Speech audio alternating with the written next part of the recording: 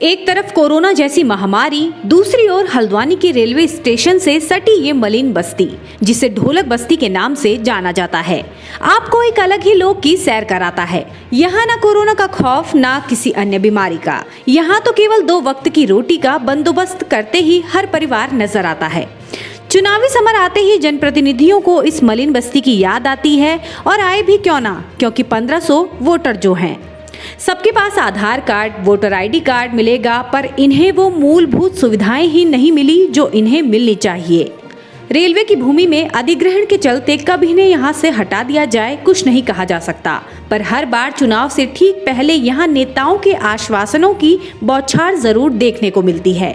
कहते हैं स्वर्ग और नरक इंसान को मरने के बाद दिखाई देता है। अगर आप जीते जी नरक देखना चाहते हैं तो इस बस्ती में चले आइए। ढोलक बेचकर और कबाड़ बीनकर गुजर बसर करने वाले इन लोगों की जिंदगी एकदम नारकीय है। ये लोग जिंदगी जी नहीं रहे बल्कि काट रहे हैं। कीचड़ और मलबे के बीच में बनी प्लास्टिक की झोपड़ियां, अंदर भिन भिनाती मक्खियां और चारों ओर फैली बदबू। इसके बीच में कीचड़ से सने हाथों से खाना खाते और खेलते मासूम बच्चे, जो शायद महीनों से नहाए भी नहीं होंगे।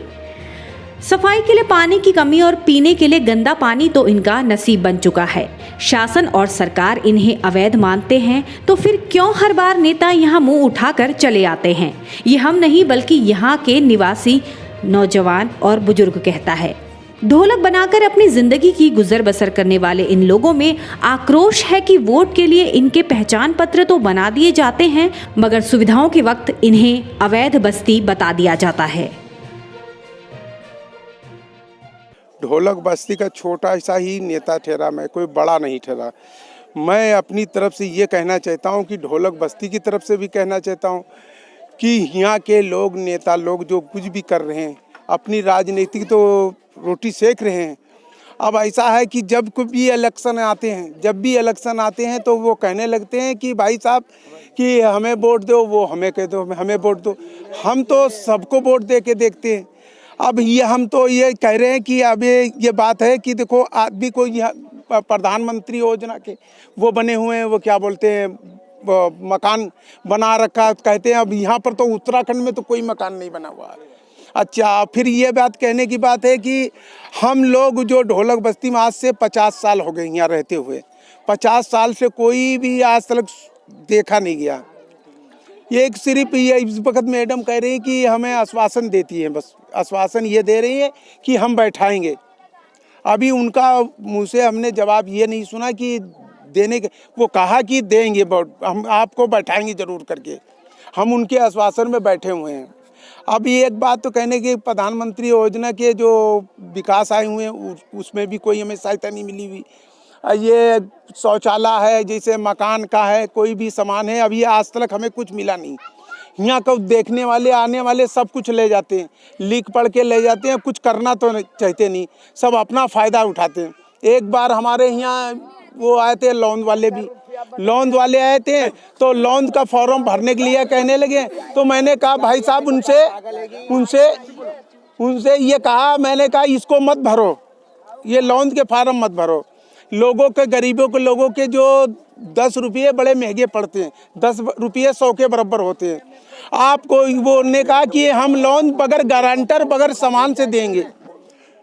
तो वही बात आ गई जब वहाँ पर लगे जाके नगर निगम में कहने लगे कि भाई बगैर गारंटर को कोई सामान नहीं मिलता यहाँ पर।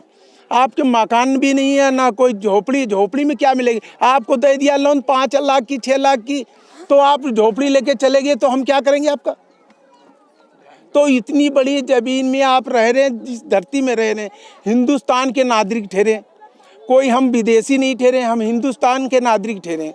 अब उत्तराखंड बनाने के लिए हमने बहुत जोर किया कि उत्तराखंड बन जाएगा, कुछ हमें सहायता मिलेगी, तो आज तक हमें तो कुछ मिला नहीं।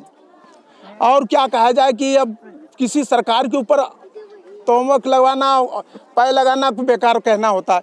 हमारे लिए हमारे प्रधानमंत्री हैं, जो हमारे सरकार है, प्रधानमंत्री, देश के प्रधानमंत्री जो कर रहे हैं सही कर रहे हैं, हम उनको बुरा नहीं कह सकते। अब ये कहते हैं कि जो मकान के लिए योजना निकली थी, तो हमारे लोगों के लिए भी कुछ थोड़ा बहुत इन ढोलक बस्ती के लिए भी को करना चाहिए था। कि हम लोग यहाँ काफ़ी दिन से हैं। जब यूपी बना था तो हम लोग धरना भी रखा और यहाँ पर जुलूस भी ले गए, कैसे कि उत्तराखंड बनने के लिए। और हमें को यहाँ पर कोई भी सहायता नहीं मिला। और आधार कार्ड पहचान पर जितने भी नेता आते हैं सब वोट ले जाते हैं, मगर हमारे गरीबों को कोई नहीं सुनता है।